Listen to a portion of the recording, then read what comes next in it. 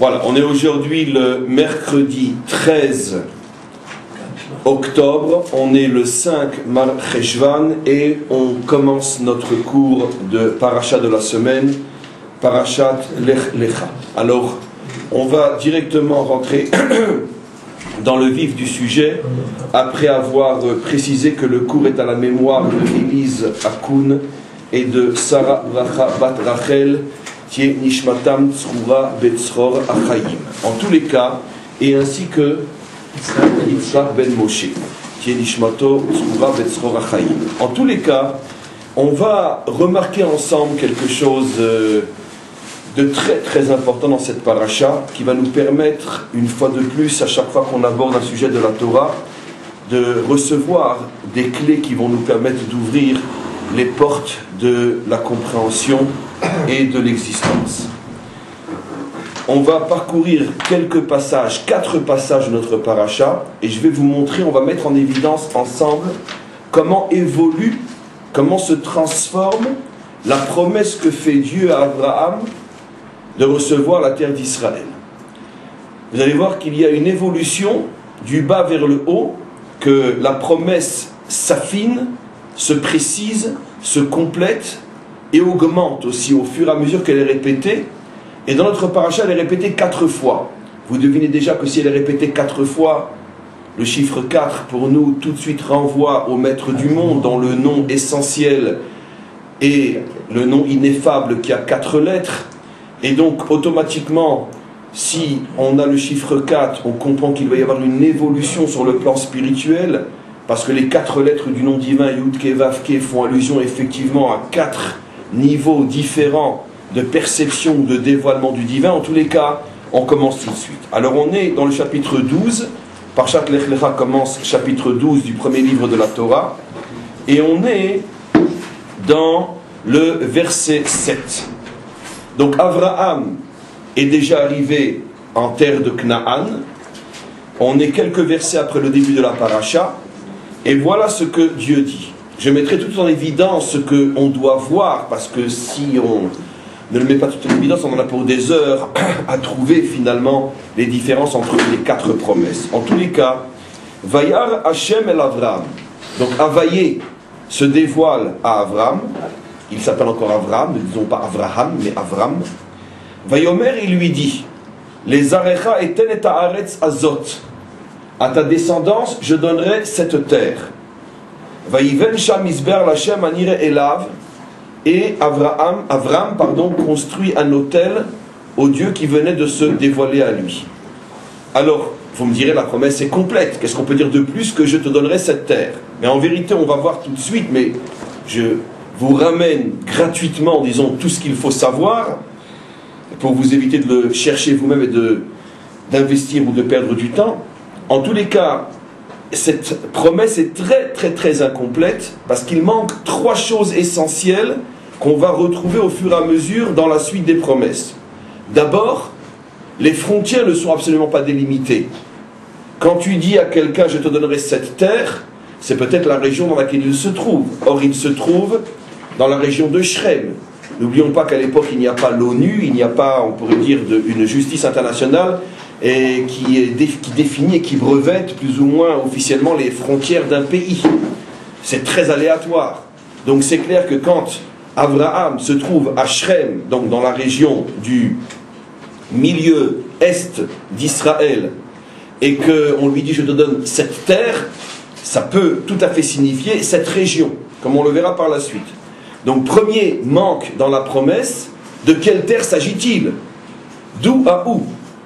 Deuxième manque dans la promesse, on verra par la suite que le mot ad olam est rajouté, pour toujours. Ici, il n'est pas dit pour toujours. Ce qui veut dire que je te la donne, mais ce n'est pas forcément pour toujours. Parce qu'on sait très bien dans l'histoire humaine, quantité de peuples ont été sur une terre pendant des décennies, des siècles, voire même des millénaires, est venu un conquérant qui les a mis dehors. Et donc, où sont nos ancêtres, les Gaulois? Où sont les films de notre jeunesse, les Indiens, les Cheyennes, les Sioux? Où sont-ils? Où sont les Incas? Donc, en tous les cas, c'est clair que Une promesse est une promesse, mais elle dure aussi longtemps qu'on a la force de la réaliser. Donc dans la première promesse, vous voyez, il manque les frontières, il manque la durée. Donc il y a un manque dans l'espace et il y a un manque dans le temps. Il y a un troisième manque par rapport à ce qu'on va voir tout de suite, c'est qu'il n'est pas dit que Dieu a conclu une alliance. Il n'est pas correct brit. La conclusion d'une alliance, comme on le verra bientôt, signifie que la promesse est irrévocable. Lorsque dans la Torah le mot brit apparaît, cela signifie que l'engagement de Dieu est irrévocable. Or ici, il n'est pas dit brit, ce qui signifie que la promesse n'est pas encore irrévocable. Ce qui veut dire que vous vous apercevez grâce aux clés que j'ai été chercher pour vous, que finalement cette première promesse est très fragile, parce que elle est fragile dans l'espace, elle est fragile dans le temps, et elle est aussi fragile, ce que j'aurais dû dire en premier, par rapport à celui qui promet, Dieu lui-même. Dieu ne fait pas de briques. C'est la première promesse. Rappelez-vous bien, parce que ce cours est fondamental. C'est un cours qui n'a encore jamais été donné sur terre. On continue. Maintenant, on arrive au chapitre. On est toujours, pardon, on arrive au chapitre... on continue. On arrive maintenant dans le verset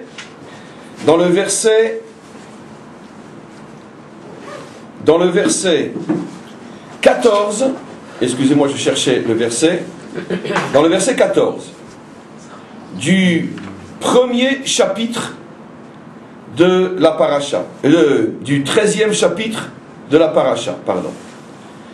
Et donc, on est juste après la séparation entre Avram et Lot. Lot a choisi de se séparer de son père adoptif qui est en même temps son oncle. Il choisit de s'installer dans la région qui est à l'époque bénie des dieux et qui s'appelle le paradis terrestre, comme la Torah le dit. Et donc il se sépare de lui. Et tout de suite dans le verset 13, regardez ce qu'il est dit. Verset 14. Va Hashem amar el Avram achare ipared Lot me'imo. Hashem dit à Abraham tout de suite après sa séparation de Lot. Sana einecha, lève les yeux. Pour emina makom asherata sham, et regarde depuis l'endroit où tu te tiens. Tsafona va negva va kedma veyama, regarde dans toutes les directions, dans tous les points cardinaux. Qui est kol haaretz azot asherata roe, car toute la terre que tu vois, lecha et nena, je te la donnerai. Les arecha had olam, je la donnerai pour toujours. Vous voyez, je ne me suis pas trompé. Avant, il n'était pas dit Adolam. Maintenant, il est dit Adolam. Pour toujours. Et il continue à préciser son intention. Vessa, etc. Koum. Et donc, puisque je te dis que partout où tu regarderas, ça sera à toi. Koum, lève-toi immédiatement. Italer baaretz. Et traverse la terre. Les orka ou le rochba. En long et en large. Kilecha et nena. Parce que c'est à toi. Ce qui veut dire que là, on a une évolution dans la promesse sur 2 points. Je n'ai pas encore dit qu'on a évolué jusqu'au bout, mais on commence à avoir une évolution sur 2 points au moins. Il y a un point où on n'a absolument pas évolué, il n'y a toujours pas d'alliance, il n'y a toujours pas marqué que cette promesse est signée par un véritable contrat, une promesse verbale. Comme toutes les promesses verbales, elle a la fragilité de la parole. Comme on dit, les paroles passent et les écrits restent. Et donc ce n'est encore qu'une parole. Mais malgré tout, la parole s'élargit.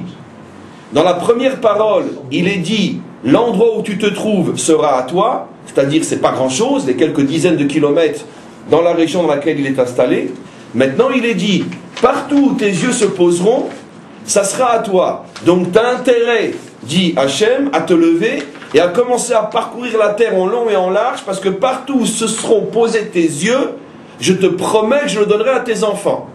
Donc c'est clair que ça englobe maintenant un territoire beaucoup plus grand, et aussi il est dit, je le donnerai pour toujours.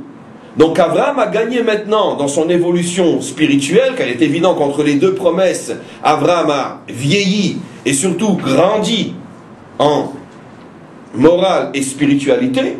Il se rapproche du but, donc automatiquement la promesse, et c'est extraordinaire comme la Torah nous le montre, la promesse évolue au fur et à mesure qu'Abraham lui-même grandit et évolue.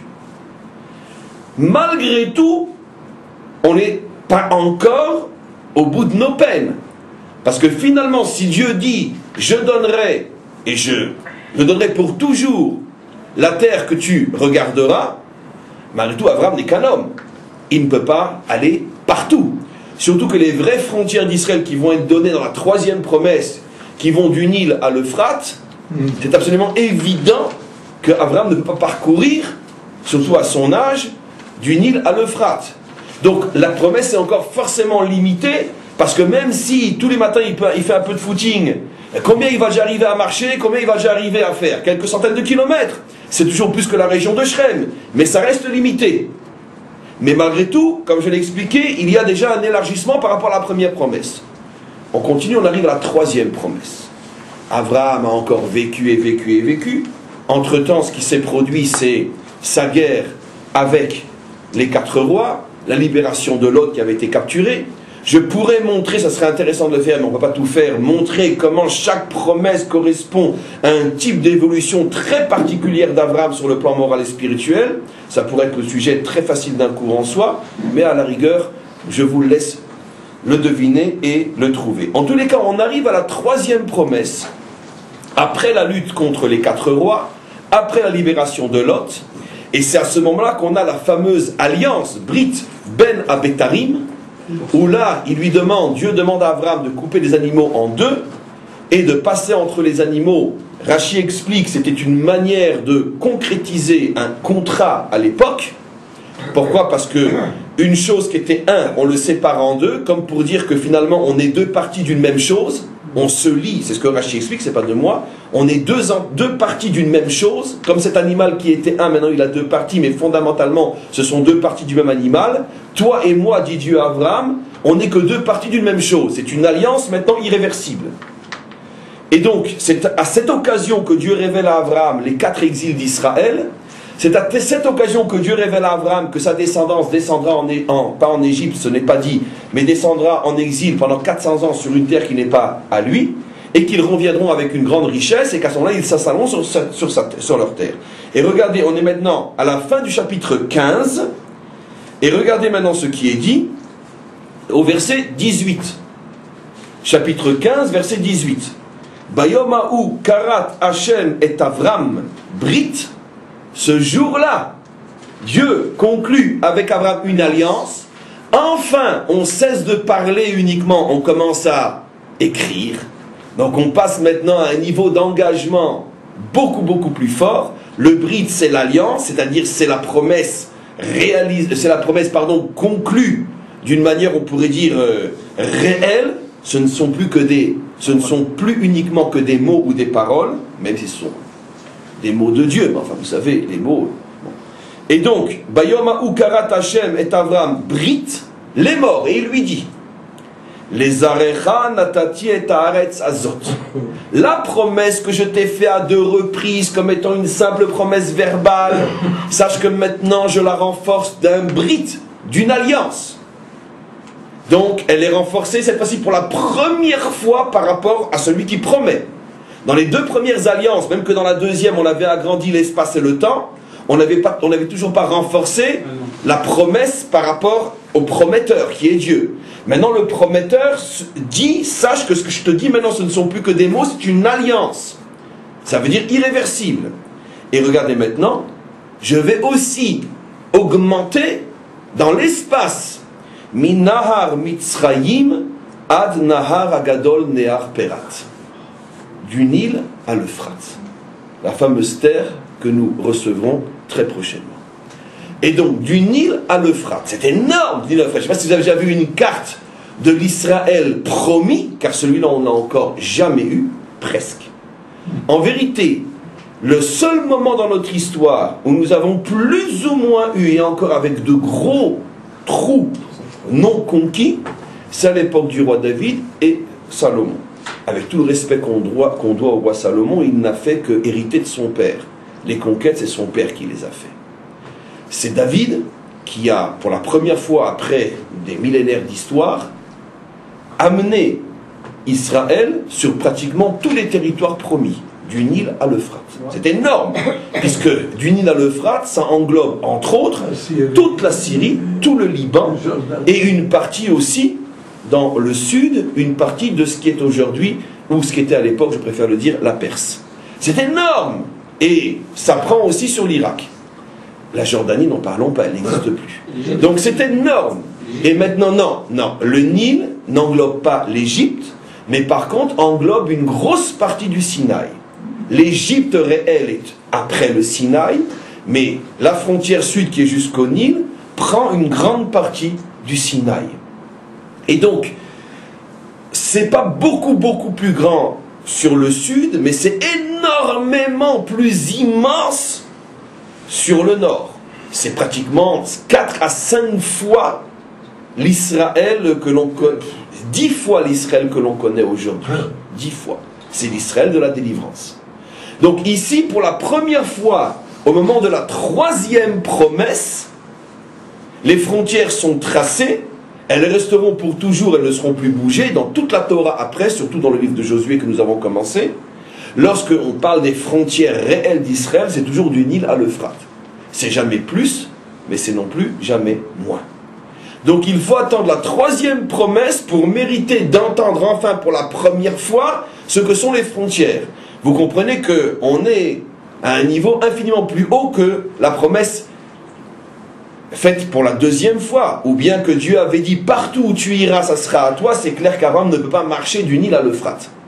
Donc là, il lui dit, même sans te déplacer, même les parties que tu ne verras pas, que tu ne verras jamais, d'ailleurs, une grande partie de tes descendants ne verront même pas cette partie-là, puisque Josué n'a pas vu cette partie-là, et jusqu'à David, entre Josué et David, il y a combien, pour la petite histoire?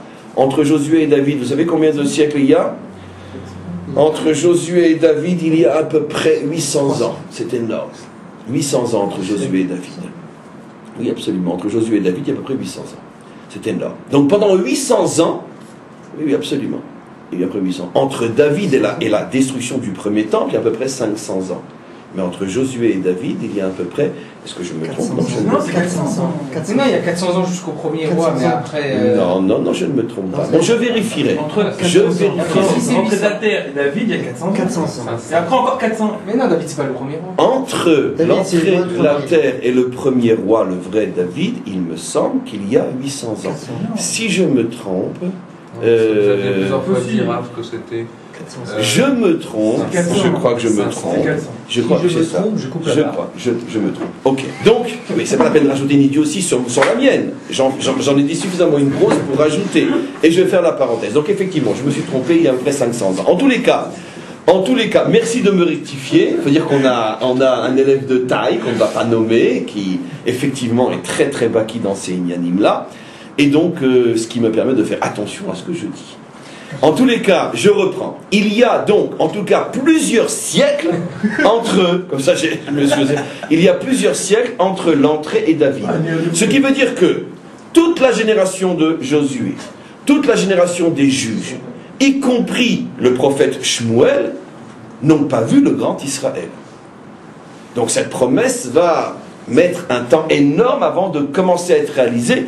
Et même à l'époque de David, elle n'a pas été réalisée. Puisque une grosse partie, peu importe, mais sur le nord-ouest, n'a pas été conquis. C'est-à-dire que le nord a été conquis jusqu'à l'Euphrate, et sur l'est entièrement, c'est-à-dire la Syrie jusqu'aux frontières de l'Irak et de la Perse, de la Babylonie et de la Perse, mais sur le côté ouest, côté mer, il y avait encore toute une bande énorme de plusieurs centaines, voire plusieurs centaines de kilomètres, qui n'a pas été conquise, même à l'époque du roi David. Donc finalement, l'Israël biblique, nous ne l'aurons pour la première fois qu'à l'époque du Mashiach. Donc en tous les cas, je reviens maintenant sur ce qui est dit. Il est donc dit que maintenant, je promets et je m'engage avec un brit, avec une alliance, je m'engage à donner toute la terre d'Israël. Il manque encore une chose. C'est que c'est vrai, on a un engagement total par rapport à Dieu. On a un engagement maintenant au niveau des frontières définitives, qui sont énormes. mais il manque le mot olam. Il manque toujours quelque chose. Où on n'a ni brit, ni frontière, ni olam, première promesse. On a olam pour toujours, mais on n'a pas l'espace et on n'a pas la force de la promesse. Maintenant, on a déjà énormément évolué. Voilà, je vous donne tout l'espace. Je m'engage à vous le donner d'une manière irréversible, brit, mais je ne me suis pas encore engagé à ce que vous l'ayez pour toujours. On vous l'avez peut-être pour 2 siècles, 3 siècles. Je m'engage, vous l'aurez, c'est sûr vous l'aurez. Mais combien de temps je ne me suis pas encore engagé? Il faut attendre la 4e promesse pour que tout est dit et on reçoit tout. La force de l'engagement, la force du temps et la force de l'espace. Et quand? Juste à la fin de notre paracha, au moment où Abraham reçoit l'ordonnance de se circoncire, à ce moment-là, on a tout. Et regardez comme c'est magnifique, comme c'est beau la Torah. Chapitre 17, on est au verset 7, dans le chapitre 17, on est à la fin de notre paracha. Vakimoti et beriti beini ou beinecha. Je maintiens mon alliance entre toi et moi et ta descendance. Donc on est toujours maintenant sous le signe de l'alliance. Ce qui a été donné n'est pas repris. À la 3e promesse, l'alliance avait été conclue, donc évidemment, elle ne peut être que confirmée, c'est ça qu'il est dit Vakimoti, qui veut dire je confirme l'alliance que j'ai faite avec toi il y a quelques années, au moment de ce qu'on appelle l'alliance des morceaux, c'était pas mal de temps avant. Et regardez maintenant, les Dorotam, les Brit, Olam. Toujours. Et l'alliance, il manquait le mot Olam sur Brit, et maintenant je te donne le mot Olam sur Brit. Et les Dorotam aussi. Comment? Et les Dorotam, les Brit, Olam. 2 insistances. Les Dorotam, Olam. Pour toutes les générations, à jamais. Ça veut dire que toutes les générations sont concernées par cette promesse. Maintenant, allez-y. Allez-y. Il ne dépend que de vous. Mais de mon côté à moi, les Dorotam. Et effectivement, on le verra, c'est les cours qu'on a commencé en début de semaine. Vous allez voir qu'il y a eu, comme on dit en hébreu, une fashla inimaginable dont on paye le prix jusqu'à aujourd'hui. À l'époque, non, à l'époque de Josué, c'est lui qui a arrêté la conquête, on le verra, soyez patients. C'est lui qui, presque consciemment, a stoppé la conquête alors qu'ils étaient partis pour recevoir tout. Le projet était les Dorotam, et tout a foiré, mais je ne veux pas empiéter sur les cours de Nar. Tout a foiré à cause de Yoshua. C'est pas Abraham qui a commencé avec Abimelech? C'est Yoshua. Comme on verra. Ça a commencé avec Yoshua. On verra. Ce que tu dis est juste, mais c'est à différents niveaux beaucoup plus spirituels. Mais dans l'histoire concrète de la conquête, c'est-à-dire sur le terrain de l'histoire où tout était ouvert, allez, prenez, celui qui a dit halte, on s'arrête, et on verra pour quelle raison, c'est Yoshua. Et ça nous a retardé de 3500 ans. Depuis, comme on le verra, j'empiète un petit peu, quand Hachem a vu que Yoshua avait fait cette faute, encore une fois quand je dis faute, c'est d'une manière de parler, mais que Yoshua n'a pas terminé la conquête, à ce moment-là Hachem a décrété, comme on le verra, que jusqu'à la fin de l'histoire d'Israël, nous ne pourrons plus jamais conquérir entièrement cette terre, c'est jusqu'à la délivrance finale. On verra le pourquoi, on verra le comment, on verra toutes les cibottes. Mais en tous les cas, on arrive maintenant à la 4e promesse où tout est dit. Le bride que j'ai fait de te donner d'une manière irréversible du Nil à l'Euphrate, mais il manquait la promesse que quand tu l'auras pour toujours. Je te le rajoute ici et on a tout. Ce qui veut dire qu'il va falloir attendre qu'Abraham ait 99 ans. N'oublions pas que la première promesse s'est faite lorsqu'il avait 75 ans, lorsqu'il arrive en Israël. Il va falloir attendre donc 25 ans de travail, parce que c'est pas gratuit, c'est pas comme ça, c'est pas que le bon Dieu distribue ses promesses quand il a un moment de libre. Il attend l'évolution d'Abraham. À chaque stade d'évolution, la promesse se transforme. Mais ce n'est que lorsqu'Abraham a 99 ans que là la promesse est scellée définitivement. D'ailleurs les commentaires le font remarquer grâce à un mot où il n'est plus dit comme dans la troisième promesse, Vekarati Brit, je conclus une alliance, mais il est dit, Vetnena Beriti, je te donne mon alliance. Et quelle est la différence, disent les commentaires, comme deux associés qui ont été chez l'avocat, chez le notaire pour signer un contrat, bon, il est signé, il est sur la table, il a force de loi, mais les documents n'ont pas encore été remis dans la main des partenaires. Donc tant qu'il n'est pas encore vraiment remis, il va savoir que je ne l'ai pas encore.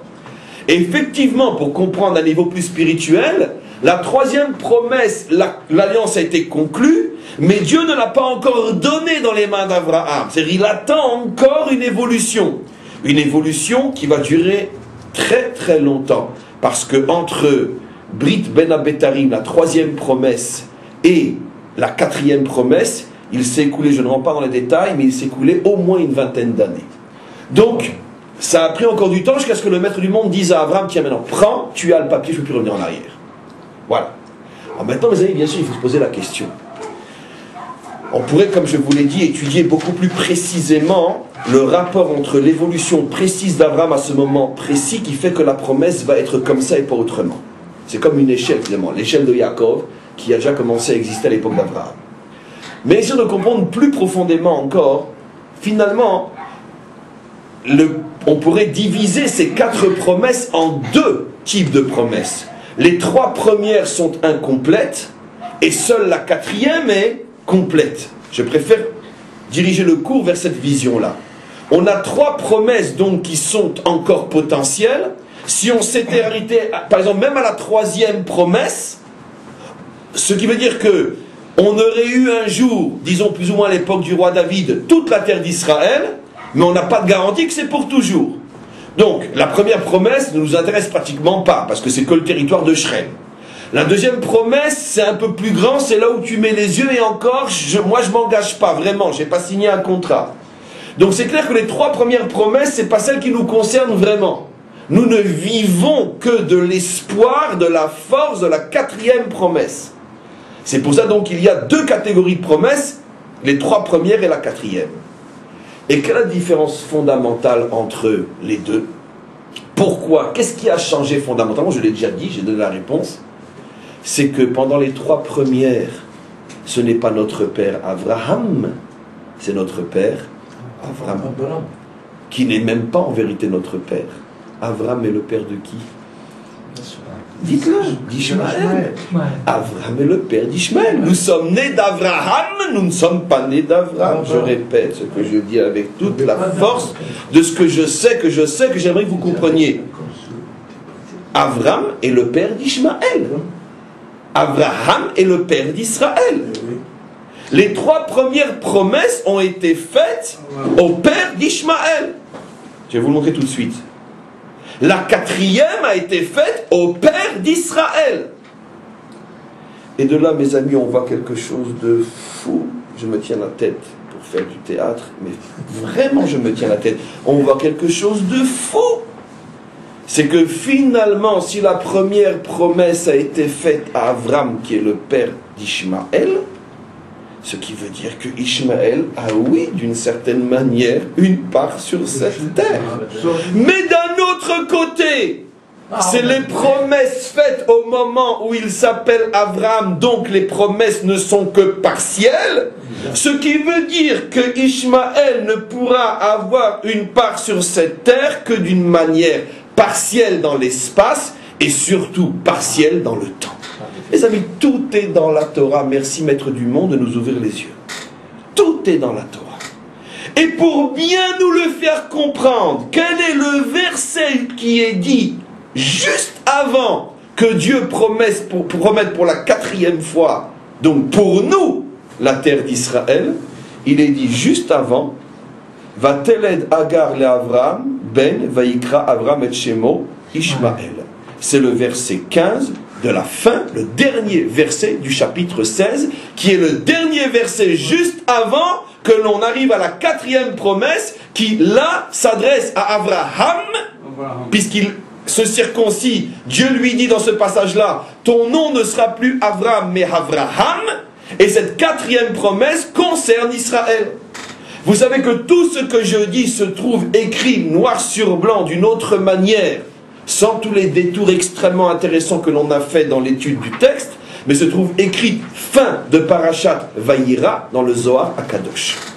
Où là-bas, Rabbi Hiya et Rabbi Yehuda ou Chizkiya, je ne me rappelle plus, mais c'est Rabbi Hiya, le Zohar nous raconte une histoire fabuleuse. N'oublions pas que le Zohar a été écrit il y a de très très nombreux siècles. Il y en a qui disent 2000 ans, il y en a qui disent 1500, peu importe, mais de très nombreux siècles.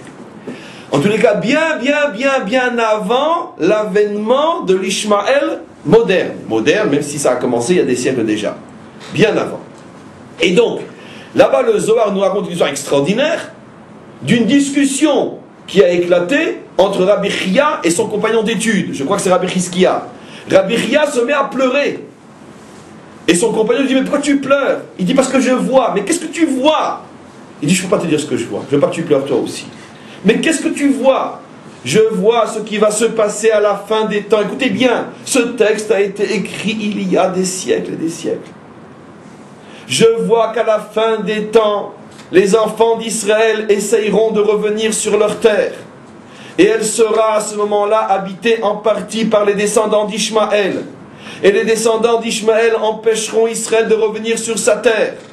Et ils feront des guerres, et tenez-vous bien, tenez la table, ils feront des guerres avec Israël sur terre, sur mer et dans le ciel. C'est le Zohar Kadosh. C'est la prophétie. Comment il y a des siècles, on parle de guerre dans le ciel? Comment? Et ils s'opposeront à Israël, il cite même qu'il y aura 3 grandes guerres. Sur terre, sur mer et dans le ciel. Et combien souffriront les enfants d'Israël lorsqu'ils voudront revenir sur leur terre? Et c'est pour ça que je pleure. Et l'autre qui se met à pleurer aussi, qui tremble, parce qu'il sait très bien que ce que l'autre voit, c'est parce que vraiment c'est ce qui va se passer. Et alors qu'est-ce qui va se passer, demande-t-il? Il dit, ne t'inquiète pas. Leur prise sur la terre d'Israël n'est que partielle. Ils finiront par lâcher et perdront cette prise. Et pourquoi perdront-ils cette prise, demande-t-il? Parce que la raison pour laquelle ils ont une prise, c'est parce qu'eux aussi sont circoncis. Mais la raison pour laquelle cette prise ne durera pas, c'est parce qu'ils ne sont circoncis qu'à moitié. Ils ne font que la mila, ils ne font pas la priya.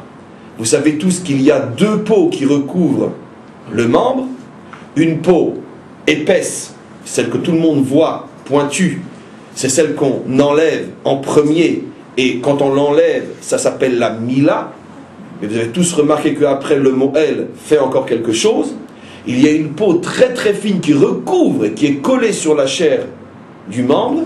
Et cette peau-là, elle n'est pas coupée, mais avec ses doigts, le moël la pousse en arrière, l'ouvre, la déchire, pour faire apparaître entièrement la chair, l'extrémité du membre. Or, jusqu'à aujourd'hui, Ishmaël fait la mila et non la priya. Jusqu'à aujourd'hui. Et donc, ils n'ont que l'aspect extérieur, mais non intérieur de la mila. Et les maîtres du Zohar disent, de la même manière qu'ils n'ont la circoncision que extérieurement, leur prise sur la terre d'Israël sera extérieure et non intérieure, et ils finiront par la perdre. Et à ce moment-là, Israël se réinstallera sur sa terre volée, la terre qu'on lui a volée. Et donc, regardez, tout ce que j'ai dit était dans le Zohar, simplement que la grandeur de ce cours, c'est qu'il vous montre que le Zohar vraiment s'enracine, sans les citer, il ne cite pas ces passages-là, mais s'enracine dans une lecture profonde de la Torah qui nous montre qu'effectivement il y a une évolution.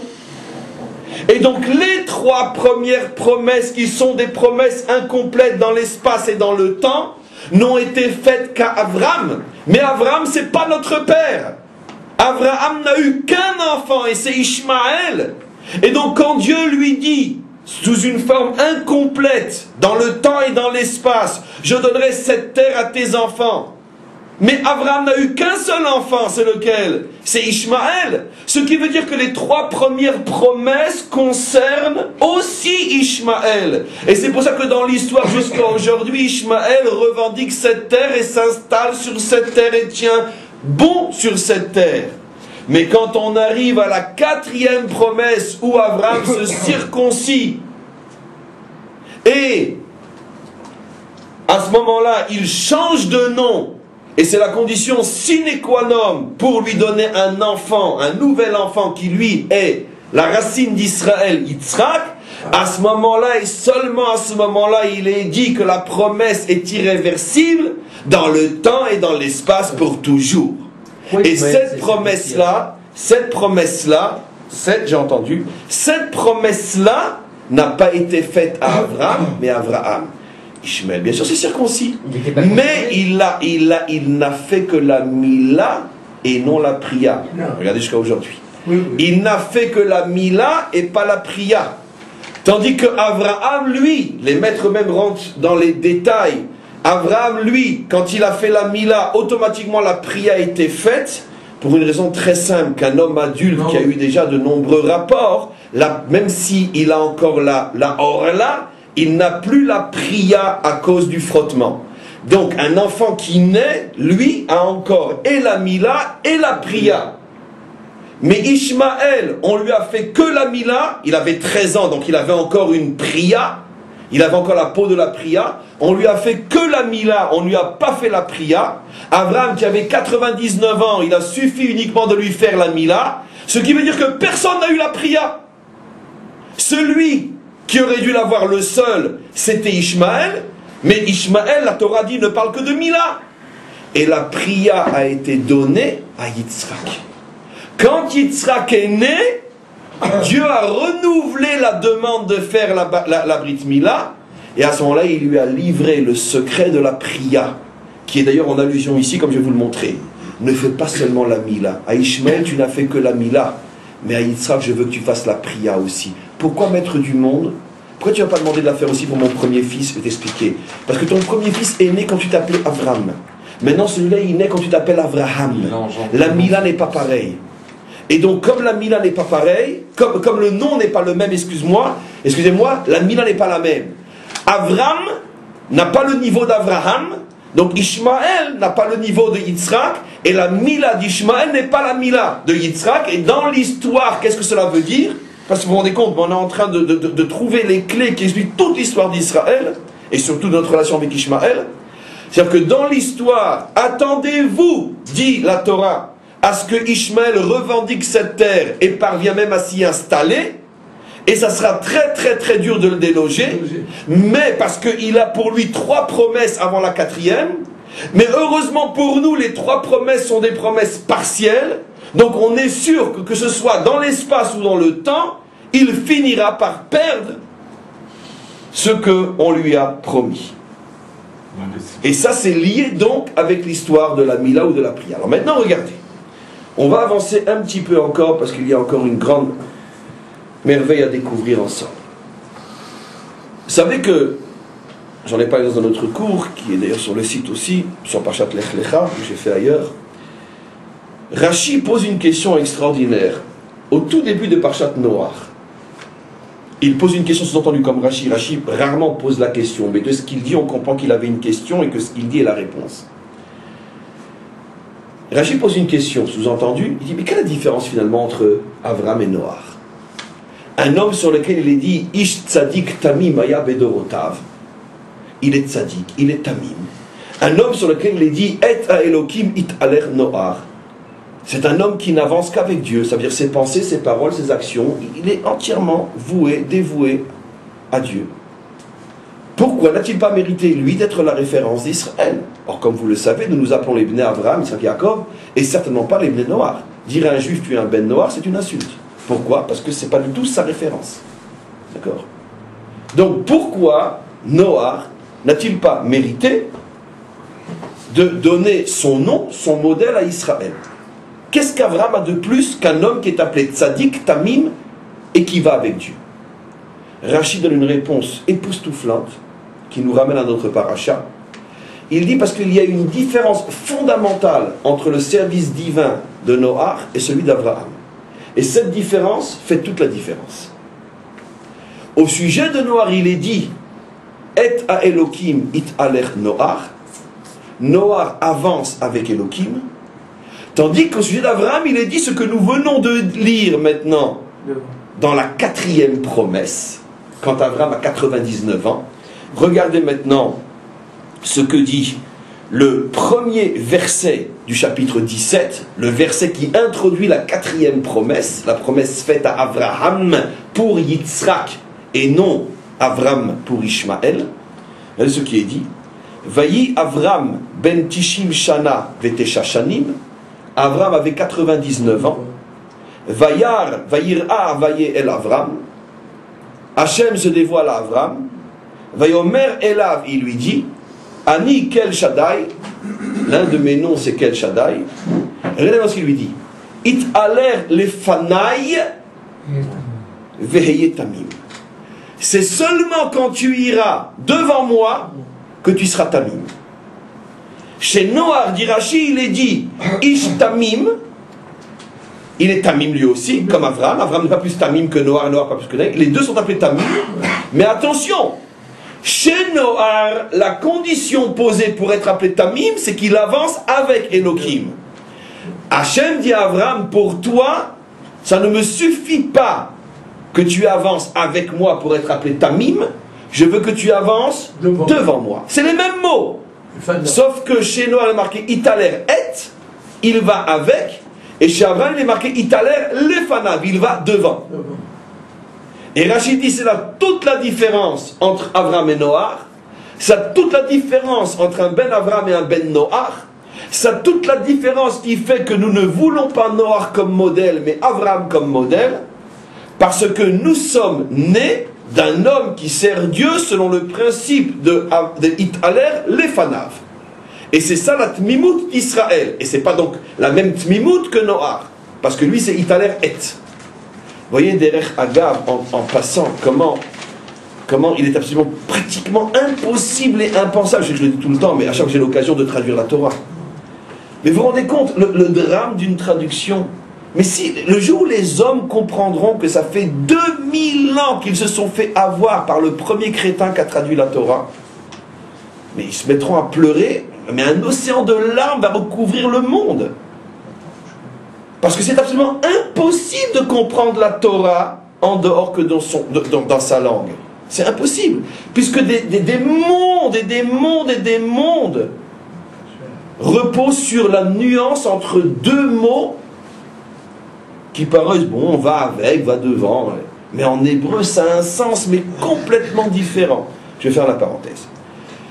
Maintenant, attention. On a déjà avancé énormément. Rashi nous révèle où se trouve la différence entre Noach et Abraham. Bien qu'on n'a pas encore compris la différence entre aller avec et aller devant. Mais on voit qu'il y a déjà une différence au niveau de l'écriture. Mais moi je pose une question avant ça sur Rashi. Mais attends Rashi, je ne comprends pas. La différence que tu me ramènes, même Abraham lui-même a dû attendre pratiquement la fin de sa vie pour y arriver. Ce qui voudrait donc dire que tout le temps où Abraham, le nôtre, notre père, s'appelait encore Avram, le père d'Ishmaël, il n'y avait encore pas de différence entre lui et Noach. C'est écrit clairement dans Rashi. Puisque Rashi nous dit que la véritable différence entre Avram et Noach est écrite dans le verset 1 du verset 17, et c'est-à-dire à l'âge où il se circoncis et à l'âge où il change de nom et commence à s'appeler Abraham, ce qui veut dire que Rashi nous dit, par déduction, que sache que jusqu'à ce moment-là, effectivement, il n'y avait aucune différence sérieuse entre Avram et Noach. Donc, automatiquement, ça nous ramène aussi à la compréhension suivante, qui nous fait aboutir à quelle conclusion? C'est que Ishmaël est né d'un père qui finalement appartenait à la dimension Noach. Il n'était pas circoncis quand il nous engendrait. Et en plus, Avram n'était pas circoncis lorsque Ishmaël est né. L'alliance des morceaux, excusez-moi, c'était avant la naissance de Ishmaël ou après? C'était longtemps, d'après les commentaires, c'était même avant qu'Avram n'arrive en Israël. L'alliance des morceaux? Oui, bon, peu importe. Et fais-moi confiance, c'est marqué dans le tableau. Mais il y a des raisons à ça. Mais en tous les cas, il avait dans les 75 ans lorsqu'il y a eu cette alliance. Il y aura 400 ans, oui, 400 ans en Égypte. Absolument. Pourquoi c'est pas valable pour Ishmaël? Comment? Pourquoi les 400 ans en Égypte? Si il y a vous comprenez ce que je veux dire? Les 400 ans en Égypte d'esclavage, ils auraient dû être valables aussi pour Ishmaël. Comment? Mais tu as 100% raison, mais tu penses bien que dans un cours comme celui-là, d'accord, même l'infini ne peut pas rentrer tellement il est plus grand encore. Tu ne peux pas imaginer tout ce qu'on peut sortir de ce cours-là. Effectivement, sache que l'histoire d'Israël a évolué de tri en tri. et que jusqu'au dernier tri, d'autres personnages, par exemple Esav, la Providence et Yitzhak ont tout fait pour essayer de le laisser dans le masloul. C'est lui qui n'a pas voulu y rester. Ishmael aurait pu rester d'une certaine manière dans le masloul aussi, mais il n'a pas voulu rester. Il a pris le gâteau, mais il n'a pas pris la partie amère du gâteau. C'est ça. Encore une fois. Il a pris la terre, mais pas le... C'est d'abord, tu donnes la réponse. Non, tu donnes la réponse. Oui. Est-ce que nous, on est le peuple du corps ou le peuple de l'âme ou le peuple du corps et de l'âme? Tu donnes la réponse quand tu poses la question. Effectivement, tu montres bien qu'il n'a pris qu'une partie, comme sa circoncision. Au départ, Dieu ne repousse personne. Au départ, c'est comme à l'intérieur du peuple juif. Donnons un exemple simple. Il y a chez nous des Kohanim, des Lévim, des Israël. Toi et moi, nous ne pouvons pas faire ce qu'un Kohen peut faire. D'accord? Et donc, le Kohen a des possibilités que toi et moi n'avons pas. Mais nous faisons partie d'un même masloul, d'un même chemin. Au départ, bien sûr que Ishmaël naissant d'Avram ne pourra pas jouer le rôle de Yitzhak naissant d'Avraham. Mais entre dire qu'il ne pourra pas jouer le rôle et dire qu'il est exclu, il y a quand même un monde. Tu comprends ce que je te réponds?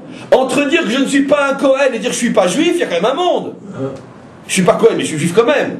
Donc au début, énormément de personnages auraient pu, s'ils avaient fait de bons choix, être impliqués dans le masloul. Ishmaël aurait eu son rôle, Esav aurait eu son rôle, Yaakov aurait eu son rôle, Yitzhak aurait eu son rôle. Comme dans notre peuple. On est tous des maîtres de la Torah, on est tous des financiers, on est tous des médecins, on est tous des avocats, on est tous des plombiers ou je ne sais quoi. Non! Chacun a son rôle comme une armée, mais une armée composée de... Maintenant il y a les déserteurs, il y a ceux qui veulent de non, il y a ceux qui... les mishtamtim, ceux qui ne vont pas à l'armée. Non, ça ne m'intéresse pas, je me planque. Mais au départ, on a besoin même de ceux qui épluchent les patates, et s'il n'y a pas de patates quand le soldat il rentre crevé, eh bien il va mourir. Donc même celui qui épluche les patates, finalement, est... oui, dans son rôle, il est aussi nécessaire que celui qui se bat sur le front. Et je ne le dis pas d'une manière péjorative. Parce que si c'est là où il est le meilleur, c'est lui qui va donner les forces aux soldats de mener à bien sa mission. Et oh, il va voir si on le regarde d'une manière péjorative. Non. Il remplit sa mission, il le fait de tout son cœur. Il pourrait faire des patates, il mal éplucher le soldat, le pauvre, après 10 heures de travail. Il rentre, il doit encore bouffer je ne sais quoi. Non. Et il met des épices, et il met tout ce qui va faire que le soldat reprend goût à la vie après avoir traversé tant de dangers. D'une certaine manière, tous les hommes sont inclus dans le projet, et tous ont une mission extrêmement noble. Mais il y en a qui ne veulent pas. Il y en a qui ressemblent à celui qui dirait « Si je ne suis pas Cohen, je ne veux pas être juif. » Ben voilà, c'est exactement ça le problème. Mais c'est ça le problème d'Ishmaël, de Esav et de tous les autres. Si on n'est pas Israël, avec eux, alors on le sera sans eux. C'est nous qui allons être Israël, et eux on va les exterminer. Voilà. C'est comme si Israël disait, ah, on ne peut pas être comme les Kohanim. Eh bien, on va exterminer les Kohanim, on va prendre leur place. Mais vous savez que ça s'est passé une fois dans notre histoire. Qui a fait ça? Non, bon, enfin, ça s'est fait vraiment sur le plan national, Jéroboam. Le premier roi du schisme d'Israël, Jéroboam. Mais c'est ce qu'il a fait. Il a chassé tous les Kohanim de son territoire. Il en a, en passant, massacré pas mal, pour que de l'autre côté, dans le temple, il n'y en ait pratiquement plus. Et il a nommé Kohanim des 10 tribus d'Israël, Tartompion et Tartompionne. Ben oui. Mais c'est le vieux rêve de tous ceux qui se croient des exclus, d'exterminer l'élu et de prendre sa place. Mais c'est de ça qu'on souffre depuis des millénaires. Donc finalement, ce que les nations nous font, veulent nous faire, chez nous aussi on a été confronté à ce problème-là, parce que tout le monde croit que si on n'est pas l'élu, alors on n'est rien. Mais c'est une foutaise totale entre toi et moi, nous qui le vivons. Je l'ai déjà dit 1000 fois, j'en ai marre de le dire. Tu te sens diminué parce que tu n'es pas Cohen? Mais j'en ai rien à foutre d'être un Cohen, moi. Mais j'en ai rien à faire, ça ne m'intéresse pas d'être un Cohen. Israël est fier de l'être. C'est ce qu'un non-juif devrait sentir, devrait se dire. Mais alors qu'ils sont juifs et moi je ne suis pas juif, et alors le bon Dieu, il laisse la place à tout le monde. Qu'est-ce qu'ils ont tous à vouloir nous exterminer? On leur a rien fait. Laissez-nous vivre. On n'a pas dit que vous n'existiez pas, au contraire. On attend que ça, que vous rentriez dans le projet. Mais pourquoi voulez-vous nous sortir du projet? Donc effectivement, pour revenir à ta question, que Ishmaël avait 1001 possibilités de rentrer dans le projet. Mais lui, c'est si je ne suis pas Yitzhak, alors je serai moi Yitzhak sans Yitzhak. Voilà. Et c'est ce qu'a recommencé après Esav, etc. On ferme. Donc maintenant on comprend que finalement Avram, qui est le père d'Ishmaël, son service divin ressemblait à celui de Noach. Et effectivement, Rachid nous dit que jusqu'à ce moment-là où Avram devient Avraham, il n'y a aucune différence entre Noach et Avram. Le peuple juif est né à ce moment-là précis où Avraham a atteint le niveau d'être Italer Lefanaï. Donc maintenant je vous pose la question et ça sera la fin du cours. Alors, qu'est-ce que ça veut dire? Quelle est la différence entre Italer et Italer Lefanaï? Aller avec et aller devant. Alors, on ne va pas traduire en hébreu, sinon on est fichu. On va traduire selon le Lashon HaKodesh. Et comme ça on est sauvé. Aller devant en Lashon HaKodesh se dit d'un mot qui en vérité veut dire tout sauf ça. Ça veut dire quoi? Oubliez que la traduction officielle de Lefanav veut dire devant. Vous n'avez que la racine du mot devant les yeux. Qu'est-ce que veut dire Lefanav? Aller à l'intérieur. Pnimiut. Pourquoi? Panim, pnimim. Même en hébreu moderne, le ministère de l'intérieur, Misrad, apnim. Pnimiut. Maintenant, pourquoi, on pourrait dire en abus de langage, aller au-devant se dit du même mot que d'aller à l'intérieur? Je vais vous expliquer tout de suite. Mais ce qui est devenu pour nous le langage officiel n'est qu'une dérivée du langage fondamental. Le problème de toutes les langues, c'est pas seulement vrai en hébreu, c'est que toutes les langues souffrent de cette maladie grave, que très souvent l'usuel, le parler de la rue, devient le langage académique, au point qu'on a oublié le langage académique. Et des fois on est obligé d'officialiser le langage de la rue, et il faut que les académiciens disent, bon finalement on accepte ce mot dans la langue française ou la langue, etc. Mais à l'origine, le mot lefanav ne veut pas dire aller devant, ça veut dire aller à la rencontre de l'intériorité. Pourquoi le visage s'appelle panim, lui aussi? Parce que l'intériorité réelle, la profondeur d'un homme se lit sur son visage. Évidemment, c'est évident. Nous, on n'a peut-être pas cette sensibilité de déceler véritablement la profondeur d'un homme, rien qu'au vu de son visage. Mais comme je l'ai raconté pas plus tard que hier, à l'époque du Ari Akadosh, qui a vécu 1 an et 7 mois à Tzfat, parmi les plus grands maîtres de Tzfat de l'époque, ils se sont arrangés pendant 1 an et 7 mois de ne jamais être croisés ou de ne jamais croiser le Ari Akadosh, parce que rien qu'il les regardait, une fraction de seconde, ils voyaient tous les Gilgulim passés, tout ce qu'ils pensent et tous les Gilgulim futurs. Ils avaient tellement peur que tout d'un coup le Ari Akadosh va se rendre compte de ce qu'ils viennent de penser, ou de ce qu'ils ont été ou de ce qu'ils vont devenir, qu'ils préféraient l'éviter. Pourquoi? Parce que le visage, bien sûr, d'ailleurs on le dit très bien en français, les yeux sont les miroirs de l'âme. Donc même en langue française on l'a compris. Donc c'est absolument évident que la raison pour laquelle le visage s'appelle panim, c'est parce que le visage est la seule partie du corps qui reflète l'intériorité de l'homme, qui reflète son âme. Et donc automatiquement, on comprend que en traduction biblique et non en traduction laïque, Italer lefanav signifie va à la rencontre de mon intériorité, alors que Italer et, en traduction biblique, signifie va avec mon extériorité. Puisque quelle est la traduction exacte du mot et dans une phrase en hébreu? Même encore en hébreu moderne, et c'est quelque chose qui se rajoute. C'est tu as la chose et ce qui est rajouté. Au point que nos maîtres disent, entre autres, sur le premier verset de la Torah, Bereshit bara Elokim et hashamayim ve et haaretz, alors que normalement il aurait dû être écrit Vayomer Bereshit bara Elokim shamayim va haaretz. Pourquoi il est dit et hashamayim ve et haaretz? Et nos maîtres disent parce que le mot et vient rajouter ce que la terre contient et ce que le ciel contient, c'est-à-dire tous les accessoires qui vont avec. Donc le mot être vient rajouter quelque chose d'accessoire, d'obligatoire, mais d'accessoire. Mais ce n'est pas la chose elle-même. Donc on comprend d'une manière extraordinaire, quand on connaît notre langue, qu'effectivement la différence entre Noach et Abraham est gigantesque.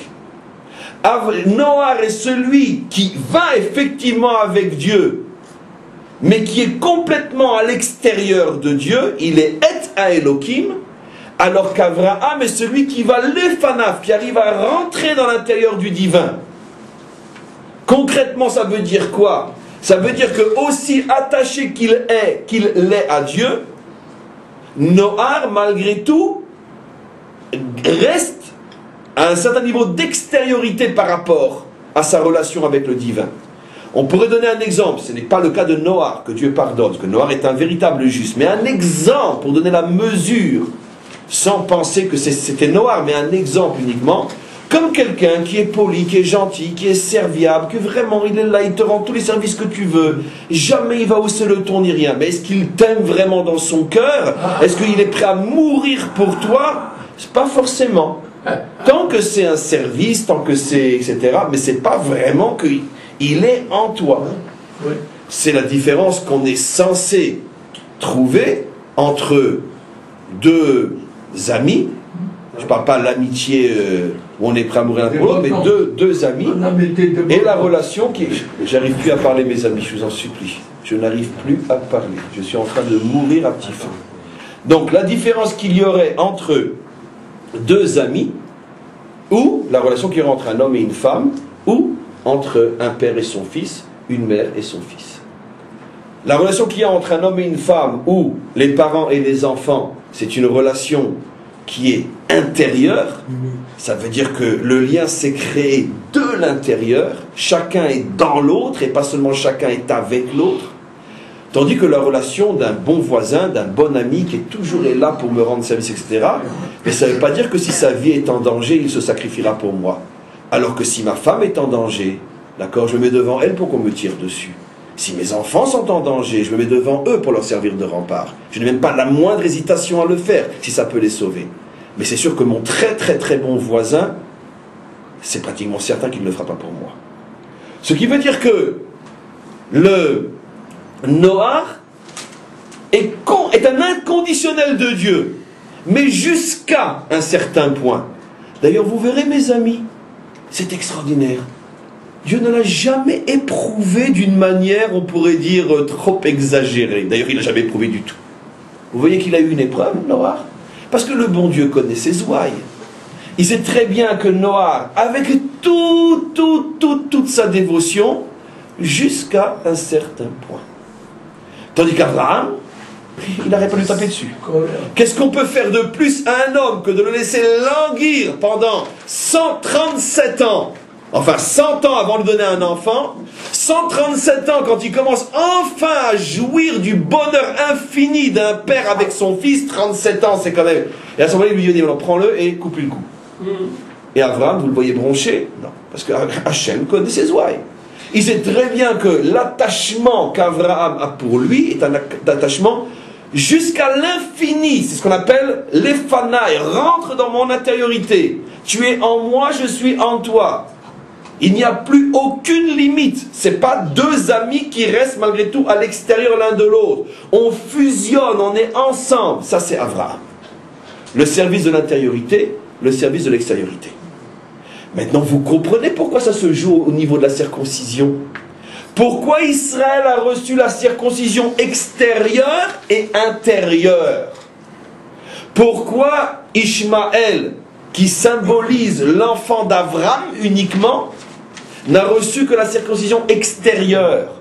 Parce que le Père lui-même, en plus que d'ailleurs il n'était même pas circoncis, mais peu importe, sur le plan du service divin, lui-même était encore à ce moment-là comme Noach, il servait Dieu de l'extérieur. Bien qu'attention, il s'agit d'Abraham. L'extérieur d'Abraham n'est même pas la profondeur de la profondeur de la profondeur de la profondeur de la profondeur de l'un d'entre nous. Mais peu importe, c'est une question de niveau, chaque homme par rapport à ce qu'il est et ce qu'il pourrait devenir. Donc Abraham étant encore dans un service divin extérieur, automatiquement ce qui va sortir de lui, même s'il est circoncis parce qu'il a un lien avec Dieu, ça serait une circoncision extérieure. Mais quand Abraham a atteint le niveau de l'intériorité, it a l'air l'effanage, c'est-à-dire qu'il est arrivé à un niveau d'attachement inconditionnel. Je préfère qu'on me tire dessus, moi Dieu, que l'on te tire dessus, toi. Où on le voit par exemple dans une des mitzvot d'Israël, que si on dit à un juif, même père de famille, 10 enfants, des milliers d'élèves, il pourrait vivre encore pendant des décennies et illuminer le monde entier. On lui dit, tu te prosternes devant l'idole ou je te tue. D'accord? Il n'y a pas à réfléchir. Tue-moi. Pourquoi? Parce que je suis le rempart d'Hachem. Tire-moi dessus, pas sur lui. C'est un amour inconditionnel. C'est sûr que si on se met à réfléchir, c'est idiot. Pour 5 minutes, fais-lui plaisir à ce cosaque à la... Si lui, il y croit à son morceau de bois, tu vas quand même pas laisser ta femme veuve, 10 orphelins, 250 élèves, 30 ans de vie pour un petit morceau de bois. Tu t'en fous de ce morceau de bois. Si ça lui fait plaisir, ta vie est au-dessus de ce morceau de bois. Non. Pourquoi? On ne touche pas à mon pote. Lui, c'est mon Dieu. Touche pas. Touche pas. Tire dessus. Ni femme, ni enfant, ni rien. Touche pas. Ça, c'est l'inconditionnel service. Je vous souviens que cette loi nous concerne tous. C'est pas pour les héros. L'interdiction jusqu'à en mourir de se prosterner devant une idole, d'accord, concerne même le plus simple d'entre nous, pour toutes les générations. Et grâce à Dieu, notre peuple a toujours été plus qu'à la hauteur dans ce genre d'épreuve. Je vais faire la parenthèse. Ça, Noir est absolument incapable. Noir, il calcule. Non, il y a de calme. Maintenant, on a compris énormément de choses. On a compris la différence entre les deux circoncisions. Mais on va essayer aussi de comprendre quelque chose de beaucoup plus profond encore, et je termine nous concernant nous. Finalement, vous vous rappelez cette révélation extraordinaire qu'a fait l'un des grands aumôniers de notre armée lors de la deuxième guerre du Liban, lorsque nos soldats sont rentrés dans les bunkers du Hezbollah. Il a témoigné de ça pendant les shivas de Moreno, frère Tzadik Vekadosh Lebracha. Il a témoigné, un des plus grands aumôniers de l'armée israélienne, quand ils sont rentrés dans les bunkers du Hezbollah, ils ont trouvé des étagères entières de Zohar. Notre Zohar. Ils les ont ouverts, ils les ont vus annotés en arabe, etc. Soulignés. Ils ont essayé de demander à un prisonnier, mais qu'est-ce que notre Zohar fait là? Ils ne sont pas arrivés à avoir la réponse. Secret d'État. Mais nous, on sait en vérité pourquoi. Pourquoi? Parce que ils s'attaquent à l'intériorité d'Israël. Ils savent que c'est à cet endroit-là que se joue et se jouera la victoire future d'Israël sur Ishmaël. L'intériorité. Et donc ils nous capturent le livre de l'intériorité, le Zohar, en le gribouillant à droite et à gauche. J'imagine qu'ils ont dû mettre là-bas des talismans, je ne sais pas, etc., pour le souiller ou le rendre impur, en se disant que peut-être ça va atténuer, affaiblir la force d'Israël. Cette histoire-là nous fait comprendre la chose suivante, parce que ce que nous venons de comprendre est vrai à tous les niveaux, et surtout au niveau qui nous concerne le plus, nous. Qu'est-ce qu'on fait d'un cours pareil? Qu'est-ce qu'on fait d'un cours pareil?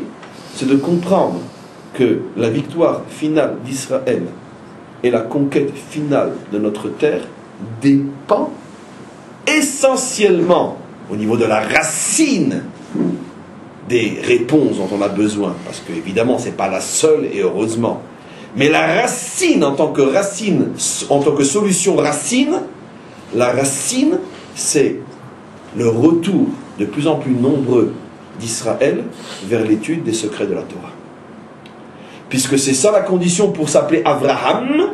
It aler lefanav, rentre dans mon intériorité. C'est d'ailleurs ce que le Baal Shem Tov avait dit,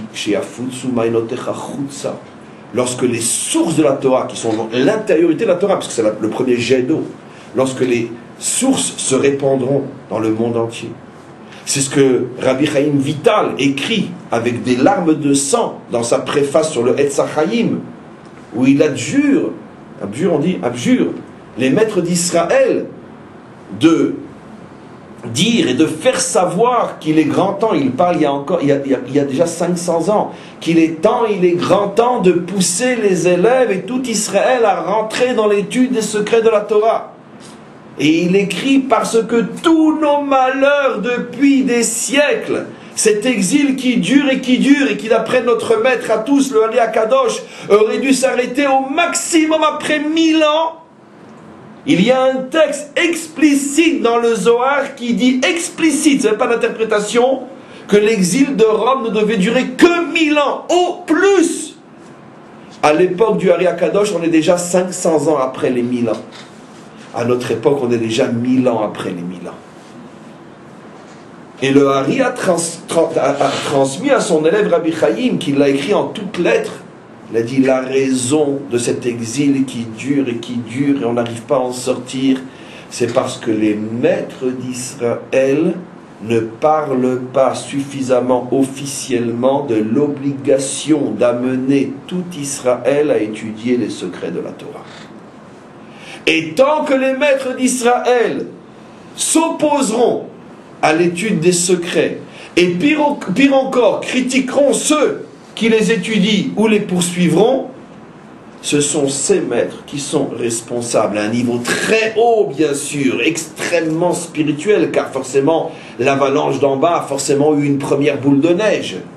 Ce sont eux qui, au niveau de la boule de neige, sont responsables de la longueur de l'exil et de toutes les catastrophes qui l'accompagnent. Ce qui veut dire que l'application concrète de ce qu'on explique fait froid dans le dos. Ça veut dire que, comme je le disais, je crois, dans un autre cours, que des fois on se demande à nos âges, etc., qu'est-ce qu'on pourrait faire pour aider ce malheureux peuple à résister contre toutes les pressions et tous les dangers qui l'entourent.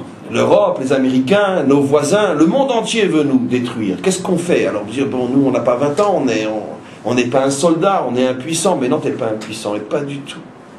Il y en a qui se battent en bas, il y en a qui se battent en haut.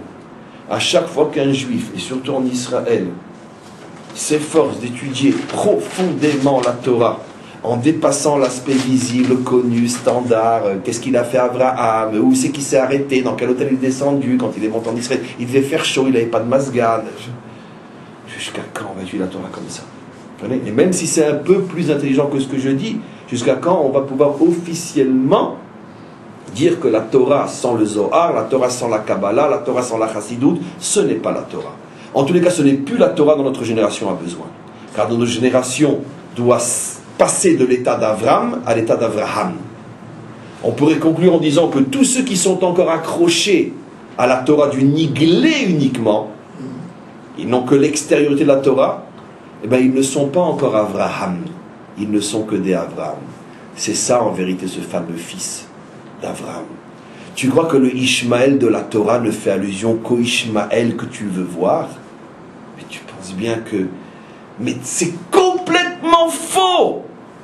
Mais le Ishmaël d'aujourd'hui n'a rien à voir avec le Ishmaël d'Abraham.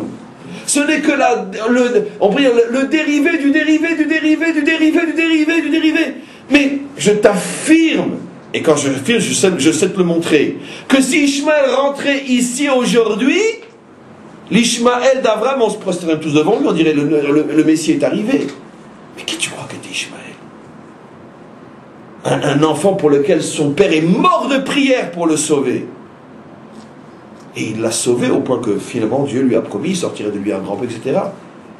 Et de tous les personnages bibliques qui ont plus ou moins dérapé, le seul sur lequel il est dit qu'il a fait Teshuvah, c'est Ishmaël.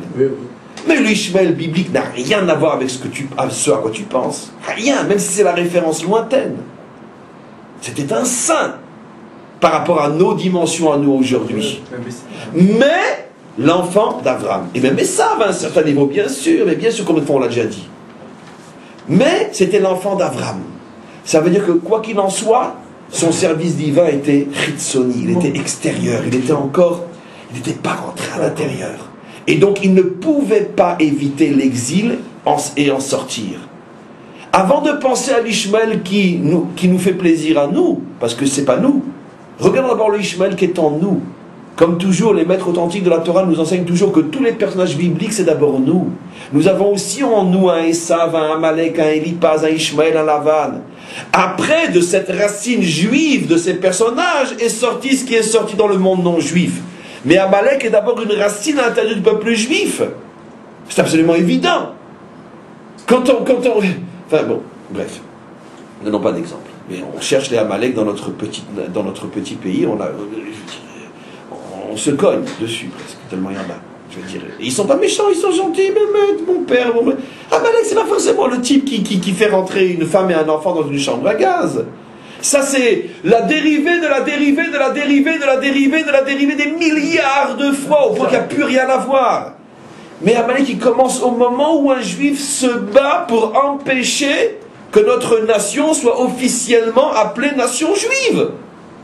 En sachant très bien que s'il empêche que notre nation soit juive, qu'est-ce que ça veut dire dans 20 ans, dans 30 ans, 50 ans? Ça veut dire qu'on pourra très bien avoir un Ramatkal qui n'est pas juif. Et pas seulement pas juif, un peu plus que ça, pas juif. Et ça veut dire que tu prends un fusil, tu le retournes, tu tires dans la tête. Tu sais très bien quel est l'enjeu de ta manifestation à Tel Aviv. Alors pourquoi tu manifestes? Tu ne vis que pour toi ou tu vis aussi pour les générations à venir? Tu sais très bien ce que ça veut dire si cette loi n'est pas amendée. Après tu te bats. C'est à ce niveau-là que commence Amalek. Mais lui en tant que tel, il est gentil comme tout. Bémet, c'est un bon juif en tant que tel. Bémet. Mais il a en lui la boule de neige qui, si elle n'est pas contrôlée, peut terminer à Auschwitz. Vous voyez? Donc, tous les personnages bibliques sont d'abord chez nous. Et donc, il est absolument évident que Ishmaël, chez nous, correspond aussi à un type de juif. Et Ishmaël, chez nous, à quel type de juif ça correspond? À celui qui dit, moi, je n'étudie que la partie dévoilée de la Torah. Moi, je ne sers Dieu que d'une manière visible et compréhensible. Pas de Kabbalah, pas de Chassidout, tous ces trucs-là, bon, ça ne m'intéresse pas. Moi, c'est très clean, machin, voilà. Et si en plus, il se bat, et il critique ceux qui vont dans le chemin de la profondeur et de l'intériorité, alors il est effectivement à ce moment-là le fils d'Avram, pas le fils d'Abraham. Et c'est lui qui est la cause, à un niveau très haut, de tous les malheurs d'Israël. Quand on devient Makpid dans la Lacha, excusez-moi, on devient Makpid dans la Lacha, c'est encore l'intériorité de la Torah ou l'extériorité? Ça dépend dans quel esprit tu le fais. Si tu es Makpid, si tu es plus sévère dans parce que tu sais que ça va t'aider à rentrer plus en profondeur dans, ça dépend. Il y en a qui ont la maladie de la Khumra. Ça dépend. C'est très difficile. Par jour à étudier, vous étudiez les secrets comme vous, avec vous, ou étudiez plutôt des halachot? Tu penses bien que les choses ne sont pas comme ça. D'abord, ce n'est jamais un problème quantitatif, c'est un problème qualitatif. Même 1 minute et 5 secondes, mais très sérieusement d'étude des secrets, c'est déjà la réponse à ce que je dis. C'est pas un problème de l'être, c'est un problème d'esprit. C'est pas un problème de forme, c'est un problème de fond. Où est véritablement l'essence de la Torah? À partir de quel moment je sais que je rentre à l'intérieur d'eux? Après, quantitativement, je n'ai que 1 heure ou 2 par jour pour étudier. C'est évident qu'avant d'étudier le Zohar, peut-être que je connaisse un petit peu la halachot de Shabbat. C'est évident que quel est le crétin qui va te dire étudie pendant 1 heure, 3/4 le Zohar et 1/4 d'heure la halacha. C'est évident que, mais c'est évident que je vais te dire étudie pendant 2 heures la halacha. Et 1 fois par semaine ouvre le Zohar. C'est évident qu'un maître authentique est authentique et donc dit des choses intelligentes. C'est pas quantitatif. C'est un problème de fond. Tu dois savoir que si tu ne touches pas sérieusement à cet aspect, cette partie de la Torah, tu es encore le fils d'Abraham, tu n'es pas encore le fils d'Abraham. Le fils d'Abraham, c'est celui qui rentre dans l'intériorité. Maintenant, techniquement, je n'ai que ce temps-là, je dois faire un choix entre telle étude et telle étude. Peut-être mieux vaut que je progresse dans tel domaine que dans l'autre domaine. Ça, c'est déjà de la cuisine. Mais ce qui compte, c'est de savoir quels sont les ingrédients dont j'ai besoin. Combien tu en mets? Il y en a qui aiment épicé, il y en a qui mangent sans sel, sans sucre, sans poivre. Je m'en fous, mange ce que tu veux. Mais tous les ingrédients doivent être dans ta cuisine. Ne dis pas, non, celui-là, je ne le veux pas. C'est ça le problème. Et au fur et à mesure qu'un homme veut progresser dans le chemin de l'intériorité, est évident qu'on ne vit pas tout seul. Heureusement, on vit au moins avec le bon Dieu. Et lui s'arrange pour faciliter l'accès à l'intériorité en donnant l'intelligence, en donnant le temps, en donnant les moyens, en faisant rencontrer les bonnes personnes. Mais d'abord, il faut le vouloir. En tous les cas, on arrête le cours pour aujourd'hui. Et donc, qu'est-ce qu'on peut dire de plus? À moins que l'on passe 30 secondes, ça fait des années que... Non, on ne peut pas aller aux questions, non, j'ai oublié de brancher. C'est pas grave, donc on arrête aujourd'hui le cours. Et demain, on fait la Haftara Ve'ezrat.